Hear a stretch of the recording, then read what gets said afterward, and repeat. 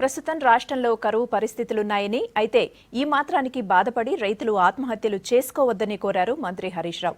అన్నదాతలకు ప్రభుత్వం అండగా ఉంటుందని హామీ ఇచ్చారు. ఆంధ్ర పాలకుల వల్లే రాష్ట్రంలో ఈరోజు కరువు పరిస్థితులు ఏర్పడ్డాయన్నారు హరీష్ రావు. ఎటువంటి ఇబ్బంది కలగొద్దనే ఉద్దేశంతో గౌరవ ముఖ్యమంత్రి గారు ముందస్తుగా అనేక చర్యలు తీసుకోవడం జరిగింది. రైతులకు ఎరువుల కొరత లేకుండా ఏ విత్తనాలు ఏ జిల్లాలో అవసరం, ఎంత క్వాంటిటీ అవసరం, నాణ్యమైన విత్తనాలు అందించే విధంగా గతంలో జరిగినట్టు ఎరువుల కొరత జరగకుండా లేకుండా చూడడానికి ప్రభుత్వం అన్ని ప్రయత్నాలు చేసింది. మనకు కరువు వచ్చినా, తుఫానులు వచ్చినా ఆనాటి ఆంధ్ర పాలకులు పట్టించుకోలేదు. నీలం తుఫాన్ వస్తే ఆంధ్రాకేమో ఇన్పుట్ సబ్సిడీ ఇచ్చిండ్రు, తెలంగాణకు మొండి చేయి చూపారు.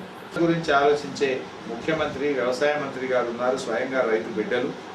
వర్షాభావ పరిస్థితులు ఉంటే తప్పకుండా రైతులకు ప్రభుత్వం ఇన్పుట్ సబ్సిడీ అందిస్తుంది. గతంలోనే చెరువులు తగ్గుంటే ఒక్కసారి కాలం అయితే 2 ఏళ్ళు 3 ఏళ్ళ దాకా నీటి ఊట ఉండేది బావులలో, బోర్లలో.